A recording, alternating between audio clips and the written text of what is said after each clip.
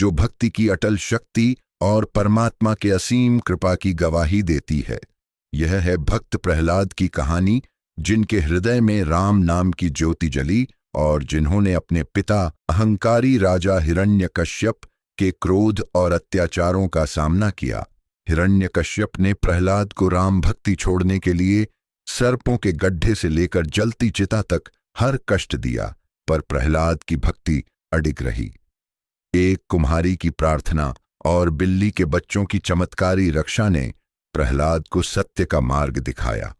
उनकी दृढ़ता ने नरसिंह भगवान को प्रकट होने पर मजबूर किया, जिन्होंने हिरण्यकश्यप का अंत कर प्रहलाद की रक्षा की। यह कथा सिखाती है कि सच्ची भक्ति और विश्वास के सामने कोई बाधा टिक नहीं सकती। आइए इस प्रेरणादायी कथा में डूब जाएं। भक्त प्रहलाद को उनके पिता हिरण्यकश्यप ने राम नाम छुड़वाने के लिए अनेकों कष्ट दिए, परंतु अपना उद्देश्य नहीं बदला। भक्त प्रहलाद दृढ़ रहा तो परमात्मा ने पल पल रक्षा की। प्रहलाद को अक्षर ज्ञान तथा भक्ति ज्ञान के लिए उनके पिता राजा हिरण्यकश्यप ने राज्य के अंदर पाठशाला में भेजा, जहां पर हिरण्यकश्यप के आदेश से सबको हिरण्यकश्यप नाम जाप करने का मंत्र बताते थे।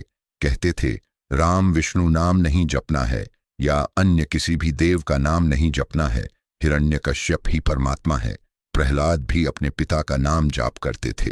यदि कोई हिरण्यकश्यप के स्थान पर राम राम या अन्य नाम जो प्रभु के हैं जाप करता हुआ मिल जाता, तो उसे मौत की सजा सबके सामने दी जाती थी। एक दिन पाठशाला के रास्ते में एक कुम्हार का घर था। कुम्हार की लड़की सरियादे ने मटके पकाने के लिए आवे में रखे थे। लग्धी तथा उपलों से आरएच के रखा था। सुबह अग्नि लगानी थी। रात्रि में एक बिल्ली ने अपने बच्चे उसी आवे मटके पकाने का स्थान में एक मटके में जन्म दे दिए। प्रातःकाल बिल्ली अन्य घर में भोजन के लिए चली गई। सरियादे ने आवे को अग्नि लगा दी। आग प्रबल होकर जलने लगी। कुछ समय पश्चात बिल्ली आई और अपने बच्चे को आपत्ति में देखकर म्याऊं म्याऊं करने लगी। कुम्हारी को समझते देर न लगी। वह भी परमात्मा से अर्ज करने लगी और रोने लगी, हे प्रभु, हे राम, हमारे को महापाप लगेगा, इस बिल्ली के बच्चों की रक्षा करो। बार बार यह कहकर पुकार कर रही थी। उस समय भक्त प्रहलाद उसी रास्ते से पाठशाला जा रहे थे। कुम्हारी को रोते हुए देखा तो उसके निकट गया। वह कह रही थी, हे राम, हे विष्णु भगवान, हे परमेश्वर, इन बिल्ली के बच्चों को बचाओ, इन बच्चों का पाप लगेगा। प्रहलाद ने उस माई से कहा, हे माता, आप राम का नाम मत लो, मेरे पिताजी का नाम लो, नहीं तो आपको मार डालेगा। कुम्हारी ने बताया, इस आवे में बिल्ली के बच्चे रह गए हैं। मुझे पता नहीं था कि इसमें बिल्ली ने बच्चों को जन्म दिया है। भगवान से इन बच्चों की सुरक्षा के लिए प्रार्थना कर रही हूं। इस भयंकर अग्नि से राजा हिरण्यकश्यप नहीं बचा सकते, परमात्मा ही बचा सकते हैं। तब प्रहलाद भक्त ने कहा, माए, जब आप घड़ढ़े निकालें तो मुझे बुलाना। कहते हैं कि 1 महीने में आवे में रखे गड्ढे पकते हैं। भगवान की मेहर हुई, उस समय 2 दिन में आवा पक गया। सरियादे ने किसी को भेजा, भक्त प्रहलाद को बुलाकर लाओ, क्योंकि आवे से मटके निकालने थे। भक्त प्रहलाद वहां पर आए और कुम्हारी ने वो आवा खोला। जिस गड्ढे में बिल्ली के बच्चे थे वह गड्ढा कच्चा था। बिल्ली के बच्चे सुरक्षित थे, अन्य सब गड्ढे पके हुए थे। यह दृश्य देखकर प्रहलाद ने मान लिया, ऐसी विकट परिस्थिति में मानव कुछ नहीं कर सकता, परमात्मा ही समर्थ हैं। कुम्हारी से भक्त प्रहलाद जी ने कहा, माता जी, यदि भगवान ने बिल्ली के बच्चे बचा दिए तो मैं भी परमात्मा का ही नाम लूंगा, अपने पिता का नाम नहीं लूंगा आज से। उस दिन के पश्चात प्रहलाद भक्त राम का नाम जाप करने लगा। यह घटना सत्ययुग की है। श्री रामचंद्र पुत्र दशरथ जी का तो जन्म भी नहीं हुआ था। अब इस बात का पता भक्त प्रहलाद के पिताजी को लगा कि उनका पुत्र राम का नाम ले रहा है, तो उसे बहुत समझाया, तुम हिरण्यकश्यप राजा का नाम जाप करो। प्रहलाद ने कहा, गुरुदेव, मेरे पिता मानव हैं, राजा हैं, परंतु भगवान नहीं है।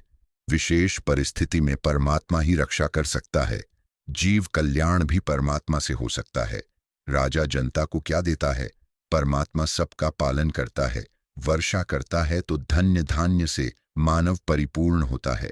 राजा होना अनिवार्य है, परंतु अन्यायी नहीं होना चाहिए। राजा कानून व्यवस्था बनाने के लिए बनाया जाता है। प्रजा की बदमाशों से सुरक्षा करना राजा का परम कर्तव्य है। राजा को परमात्मा की भक्ति से ही राज्य प्राप्त होता है। राजा यदि प्रजा को तंग करता है तो परमात्मा उसे दंड देता है, नरक में डालता है, फिर पशु पक्षियों की योनियों में कष्ट उठाता है। इसलिए राजा को भी परमात्मा का नाम लेना चाहिए, परमात्मा से डरकर काम करना चाहिए। साना ने कहा, राजकुमार, आप हमारे शिष्य हैं, गुरु नहीं। आप हमें शिक्षा दे रहे हो। प्रहलाद ने कहा, क्षमा करो गुरुदेव, मैं आपको शिक्षा नहीं दे रहा, राजा का धर्म बता रहा हूं। दूसरे ने कहा, हे राजकुमार, यह ज्ञान आपको किसने करवाया? प्रहलाद ने कहा, गुरुदेव, मुझे सत्य का ज्ञान हो गया है। सच्चे भगवान कौन है उनका पता चल गया है। अब मैं उनका नाम ही लूंगा। ये बात दोनों पंडितों ने राजा को बताया। आपका पुत्र राम का नाम जाप करता है, हमारी बात नहीं मानता। हम शिक्षा देते हैं तो हमारे को ही ज्ञान सुनाने लगता है। हिरण्यकश्यप ने बुलाकर राम का नाम न जपने को कहा तो प्रहलाद ने स्पष्ट कहा, पिताजी, परमात्मा ही समर्थ है। प्रत्येक कष्ट से परमात्मा ही बचा सकता है, मानव समर्थ नहीं है। यदि कोई भक्त साधना करके कुछ शक्ति परमात्मा से प्राप्त कर लेता है तो वह सामान्य व्यक्तियों में तो उत्तम हो जाता है, परंतु परमात्मा से उत्तम नहीं हो सकता। परमात्मा ही श्रेष्ठ है, वही सत्य है। यह बात भक्त प्रहलाद से सुनकर अहंकारी हिरण्यकश्यप क्रोध से लाल हो गया और नौकरों सिपाहियों से बोला, इसको ले जाओ मेरी आंखों के सामने से और जंगल में सर्पों में डाल आओ। सर्प के डसने से यह मर जाएगा। ऐसा ही किया गया, परंतु प्रहलाद मरा नहीं, सर्पों ने डसा नहीं, आराम से सो रहा था। सुबह धूप से बचाने के लिए सर्प प्रहलाद भक्त पर अपने फन फैलाकर छाया किए हुए थे। राजा ने कहा, जाओ जंगल से शव उठा लाओ। सिपाही गए तो प्रहलाद सुरक्षित था। सर्प इधर उधर चले गए। सिपाहियों ने सब देख लिया था। प्रहलाद को मरा हुआ समझ के उठाने लगे तो प्रहलाद अपने आप उठ खड्डा हुआ। प्रहलाद की आयु 10 वर्ष थी। फिर पर्वत से फेंकवाया। प्रहलाद फूलों के घने पौधों के ऊपर गिरा, फिर भी नहीं मरा।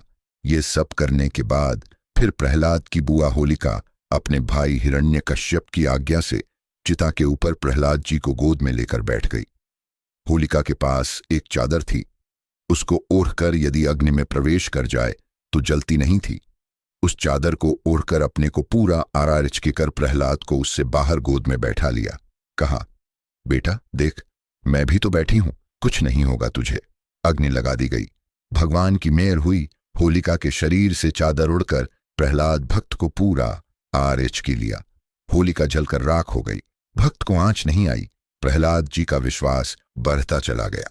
ऐसे ऐसे 84 कष्ट भक्त प्रहलाद को दिए गए, परंतु परमात्मा ने भक्त के विश्वास को देखकर, उसकी दृढ़ता से प्रसन्न होकर, उसके पतिव्रत धर्म से प्रभावित होकर प्रत्येक संकट में सहायता की।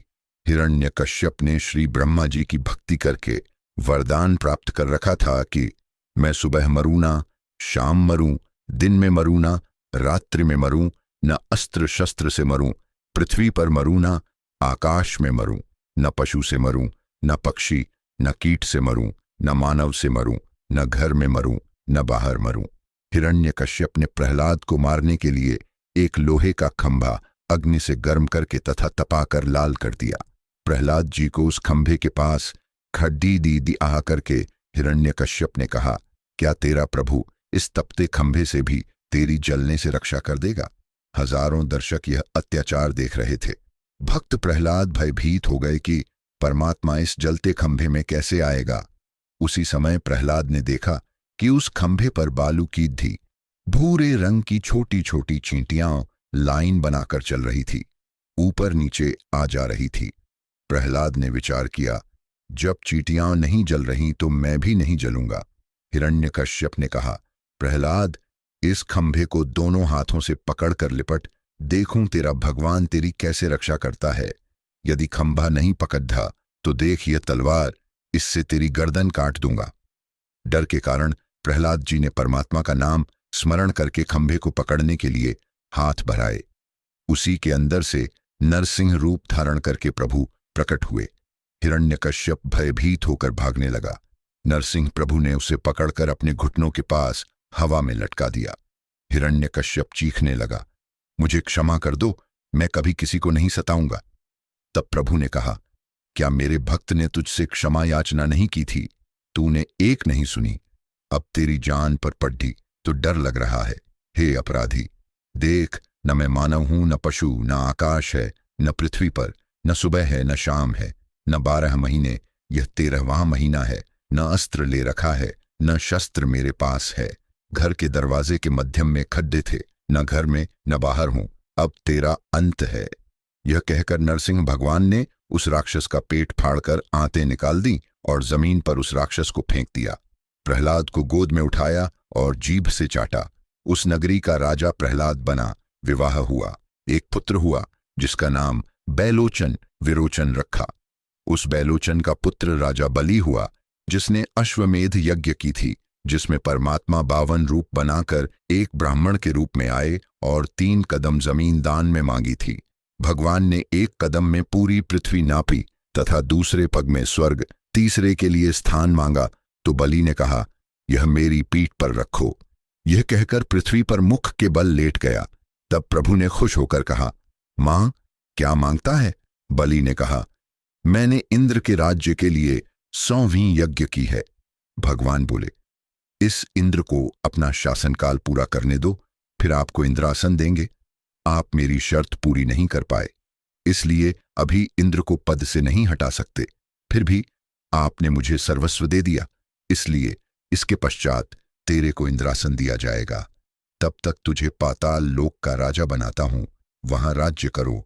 मैंने इंद्र से उसका राज्य बनाए रखने का वचन दिया है।